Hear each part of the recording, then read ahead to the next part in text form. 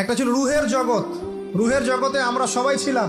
রুহের জগতে যার সাথে যার বন্ধুত্ব ভালোবাসা গভীর ছিল, দুনিয়াতে তার সাথে তার ভালোবাসা বেশি। এটা হয়তো জানেন না, জানতেন হাদিসটা? রুহের জগতে যদি কখনো আপনার সাথে আমার দেখা হয়ে থাকে, দুনিয়াতে আপনার সাথে আমার দেখা হবে ইনশাআল্লাহ। রুহের জগতে যদি আপনার আমার মধ্যে ঘনিষ্ঠ ভালোবাসা থেকে থাকে, এখানেও ভালোবাসা হয়ে যাবে ইনশাআল্লাহ। এটা বলে আমি আবার তোমাদের বয়ফ্রেন্ড গার্লফ্রেন্ড ভালোবাসা বুঝাই নাই, ওই ভালোবাসার কথা বলি নাই। আবার রুহের জগতে বিদ্বেষ, এখানেও দেখবেন বিদ্বেষ। ওটা একটা জগৎ ছিল যেখানে আল্লাহ পাক সমস্ত আদম সন্তানকে সৃষ্টি করে তাদের রুহটাকে রেখেছিলেন এবং ওয়াদা নিয়েছেন। কি ওয়াদা? আল্লাহ পাক বলেছিলেন আলাস্তু বিরব্বিকুম, সূরা আরাফের 182 নম্বর আয়াত পড়ে দেখবেন, 182 নম্বর আয়াত। আল্লাহ পাক বলেছিলেন যে আমি ওয়াদা নিয়েছিলাম, আলাস্তু বিরব্বিকুম, আমি কি তোমাদের রব নই? আমরা সবাই বলেছিলাম বেলা ইয়া রব্বি, অবশ্যই আপনি আমাদের রব। দুনিয়াতে এসে আমরা ভুলে গেছি।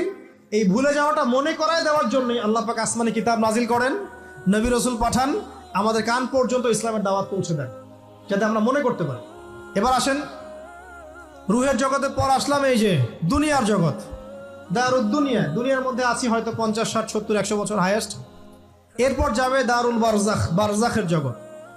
পাপী ব্যক্তি হলে জাহান্নামের দরজা খুলে দেওয়া হবে আর জাহান্নামের সে আযাব ভোগ করতে থাকবে, এবং পুণ্যবান ব্যক্তি হলে জান্নাতের দরজা খুলে দেওয়া হবে এবং এর নাজ নেয়ামত সে ভোগ করতে থাকবে।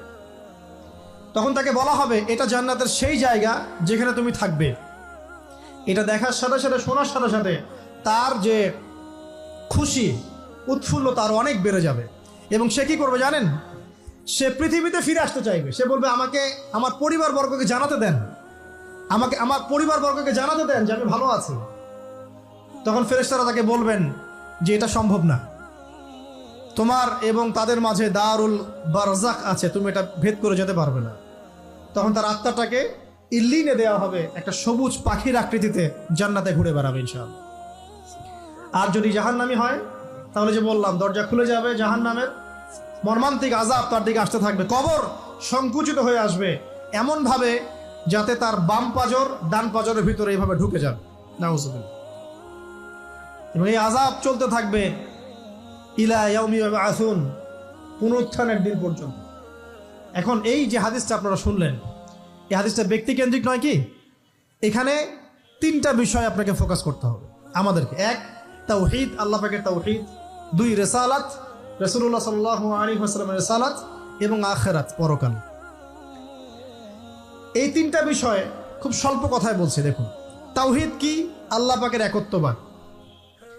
এক আল্লাহকে আপনি সৃষ্টিকর্তা মানবেন, রিজিক দাতা মানবেন, পালন কর্তা মানবেন, সন্তান দাতা, ভালো মন্দের মালিক, সমস্ত কিছুর মালিক কে? আল্লাহ। আল্লাহ আল্লাহ আমাকে বাঁচিয়ে রেখেছেন, আল্লাহ আমাকে মৃত্যু দিবেন, আল্লাহ আমাকে রিজিক দেন, আল্লাহ আমাকে সন্তান দিবেন, আল্লাহ আমার ভালোর মালিক, আল্লাহ মন্দের মালিক, আল্লাহ সমস্ত কিছুর মালিক। এই কনসেপ্ট পরিষ্কার থাকবে, লা ইলাহা ইল্লাল্লাহ পরিষ্কার থাকবে। সমস্ত বিষয় কার পক্ষ থেকে? আল্লাহর পক্ষ থেকে। এই তাওহীদ, সংক্ষিপ্ত কথায় বললাম তাওহীদ। এর মধ্যে 3টা ক্লাসিফিকেশন আছে, রুবুবিয়্যাত, উলুহিয়্যাত, আসমা ও সিফাত। এটা আপনারা কিতাবুত তাওহীদ বই থেকে পড়ে নিয়েন।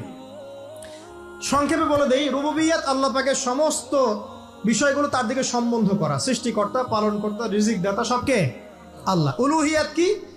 দুনিয়াতে এসেছি আল্লাহ পাকেরই দাসত্ব করতে হবে, অন্য কারো দাসত্ব চলবে না, তাওহীদ উলুহিয়্যাত। আসমা ও সিফাত কি? আসমা সিফাত মানে হচ্ছে আল্লাহ পাকের নাম গুণাবলীগুলো আছে। আল্লাহ পাক রহমান, আল্লাহ পাক রহিম, আল্লাহ পাক রাজ্জাক, হ্যাঁ, আল্লাহ পাক গফুর, আল্লাহ পাক শরীদুল ইকাব। সমস্ত গুণাবলী কার? আল্লাহ। এই হলো আসমা ও সিফাত।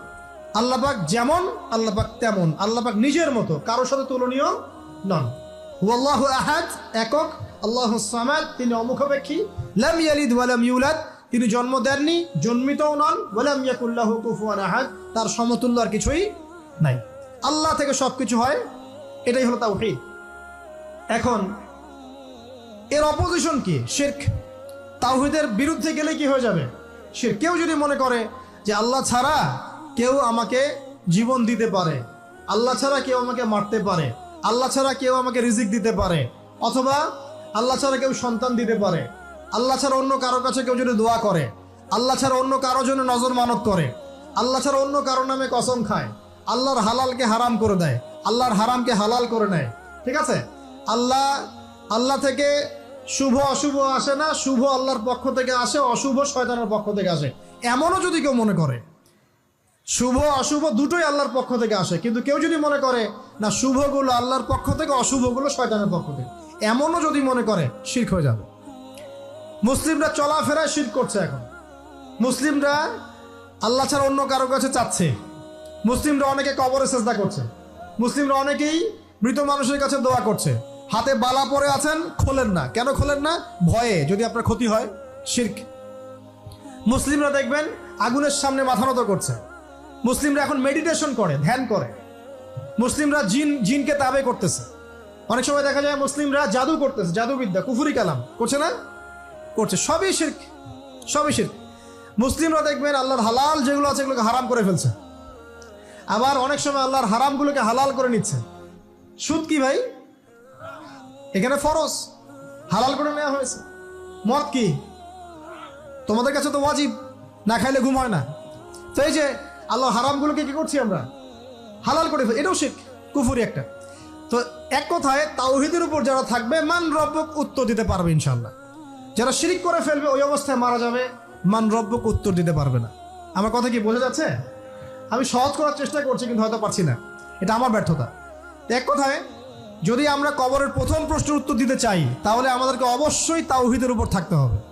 শিরকে যাওয়া যাবে না। প্রিয় ভাইরা, শিরকের পাপ থেকে আজকে তওবা করে ফেলবেন।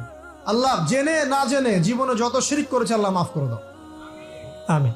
এবং আগামী দিনগুলোতে শিরকের পাপে লিপ্ত হয় না। প্রিয় ভাইরা, যদি আপনার আমল নামায় আসমান জমিন সমানও পাপ থাকে, শিরকের পাপটুকু না থাকে, আল্লাহ পাক আপনার পুরো পাপ মাফ করতে পারবেন ইনশাআল্লাহ।